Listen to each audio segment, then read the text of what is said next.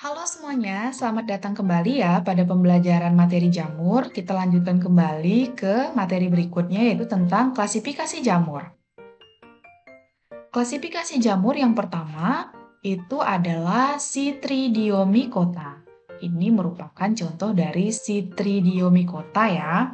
Dan biasanya dikenal juga dengan sebutan citrid. Contohnya adalah Syncytrium endobiotrichum dan biasanya dapat menyebabkan penyakit pada tanaman kentang. Yang kedua adalah Zygomicota. Ciri-cirinya adalah yang pertama hifanya tidak bersekat atau asepta, kemudian hidupnya ada yang sapropit, ada juga yang bersifat parasit. Kemudian reproduksi terjadi secara aseksual dan seksual, dan beberapa jenis Zygomicota hidup di dalam tanah bersimbiosis mutualisme dengan akar tumbuhan tingkat tinggi. Kemudian contohnya yang pertama adalah Rhizopus stolonifer. Ini merupakan gambar dari Rhizopus stolonifer. Biasanya terdapat pada roti yang sudah basi. Kemudian yang kedua itu adalah Rhizopus oligosporus. Nah, biasanya oligosporus ini merupakan kelompok kapang pemecah lemak dan protein yang paling baik. Jadi fungsinya adalah pemecah lemak. Ini merupakan contoh dari Rhizopus oligosporus ya. Kemudian kelompok Zygomicota yang ketiga adalah Rhizopus oryzae.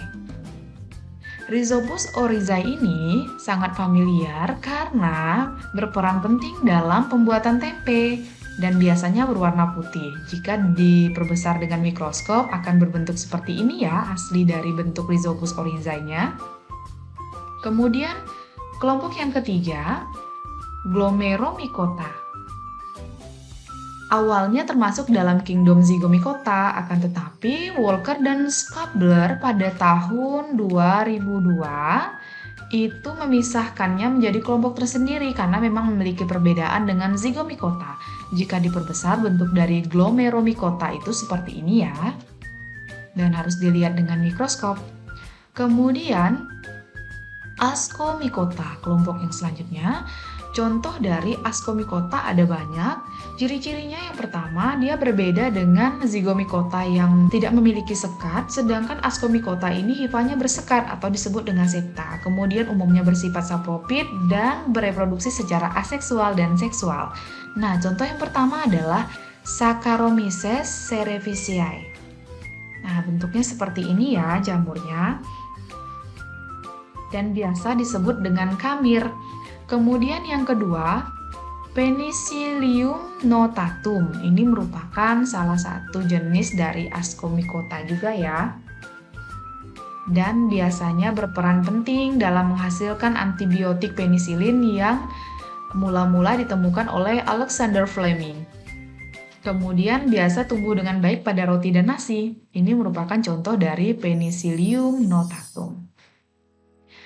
Yang selanjutnya adalah Neurospora crassa. Nah, biasanya mudah diperoleh dari makanan khas Jawa Barat, yaitu oncom merah. Warnanya biasanya berwarna merah ya, seperti pada gambar ya. Kemudian yang selanjutnya kelompok Ascomycota yaitu Aspergillus. Aspergillus ini dapat tumbuh di mana-mana, baik di daerah iklim dingin maupun iklim tropis. Biasanya jamur ini dapat hidup pada makanan, pakaian, buku, dan kayu apabila kondisinya lembab. Nah, biasanya tumbuh pada kayu, buku yang lembab ya, bentuknya seperti ini jika diperbesar. Kemudian, kelompok Ascomycota yang berikutnya adalah Fusarium. Nah, ini merupakan contoh dari Fusarium.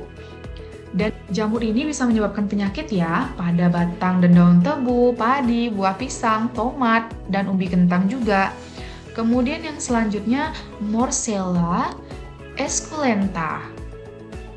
Jamur ini berbentuk seperti cawan. Terdiri atas tangkai dan kepala yang berlubang-lubang dan biasanya berbentuk cawan. Jamur ini dapat dikonsumsi ya. Kemudian yang selanjutnya adalah Peziza vesicula. Nah, jamur ini awalnya berbentuk seperti bola, namun setelah tua akan berbentuk seperti cawan atau mangkok yang berwarna coklat muda. Nah, warna coklat muda, sedangkan jamur ini berbeda dengan Morsella esculenta karena jamur ini bersifat racun. Jika menemukan jamur ini di lingkungan kamu, jangan diambil dan dikonsumsi ya, karena bersifat racun.